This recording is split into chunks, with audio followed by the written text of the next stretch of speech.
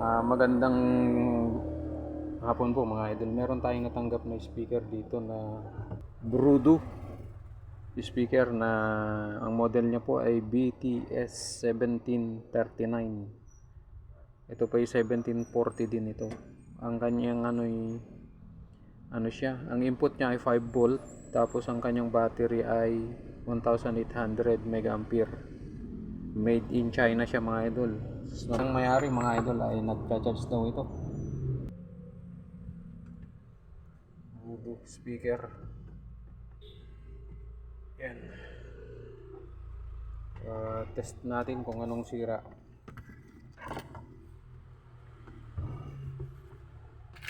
Nagcha-charge daw ito. Kaya nagcha-charge lang daw ito. Ayan. Check natin mga idol. Sabi niya may-ari, nagcha-charge na dito mga idol. Test natin yung battery. Kung ayos ba.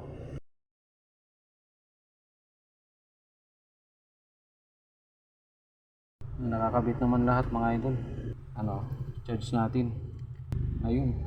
Nakita nyo. Meron siyang nagbi-blink yung niya. Ibig sabihin okay yung board nito. Baka nasa battery sa power switch yung kanyang problema.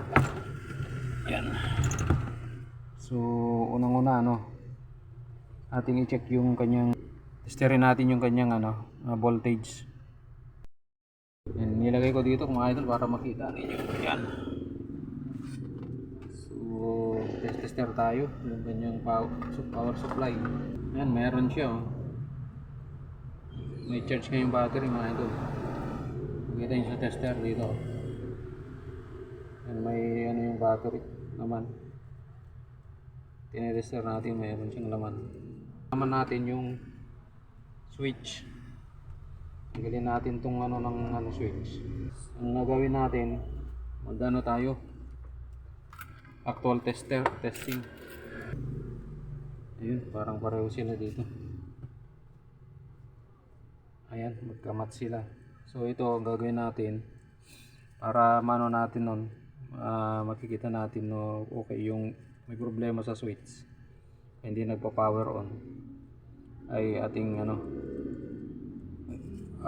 tester dito. Idudugtong lang natin to. Ayan mga idol, ayan dito tong ito yung sa switch nya. So ito mamanual natin, lagyan natin ng ganito. Ganda muna. Ayan ibig sabihin okay yung yan, testing natin kung dito sa kanyang power dito sa switch, kung bakit ito yung kanyang power on. Ayan wala nga mga idol tanggalin natin dito, baklasin natin. Pero bago natin baklasin dun sa taas mga idol, soli muna natin to para dire-diretso tayo. Hindi tayo tatagal. Wala dito yung wala dito yung problema. Nandun sa kanyang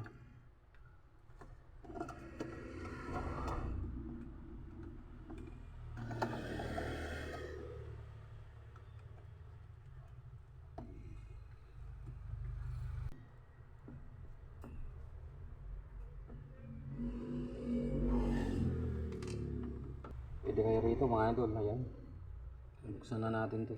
Ayan. Ayan yung niya mga idol. So unang-una mga idol, tignan natin kung meron siyang supply dito, yung wiring siya, kung may continuity. Tester natin.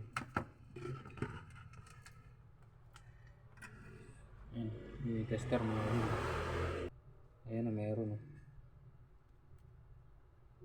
So nandito mismo sa switch yung mga idol problema. Ayan mga idol, ito po yung sira. Ayaw po talagang nagpapunction. Pag tinetester siya, power switch niya yung sira.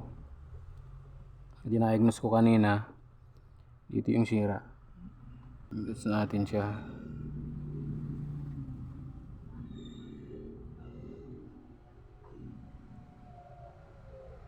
Ayan, tanggalan natin siya. Yung gagawin natin dito mga idol, Papalitan na natin to ng bago. Ano? Bibili tayo ng bago. Post lang natin ito, tapos bibili ako ng bago. Idol, dumating na itong bago nating nabili, ano. So ayun, bukan natin na testerin. Pero tinester ko, nagpapakita ko lang dito. Ayan, i-open natin siya, no. Ayan. Ayan. Open na siya. Tapos testerin natin. Ayan, oh. Meron siyang reading na lumalabas. Ayan. Yan, ibig sabihin naka-on yan. Ayan, dalo. May nasa-essence siya na ano. Pag pinatay natin to, okay, off ko. Ayan, in-off ko siya.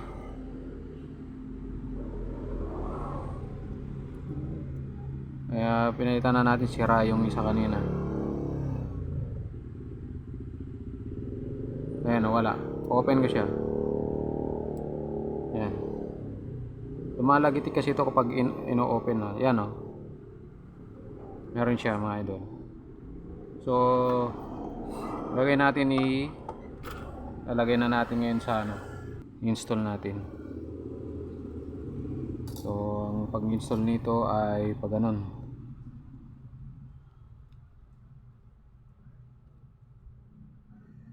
Yan, install na natin mga idol. Ayan, oh, naka ano.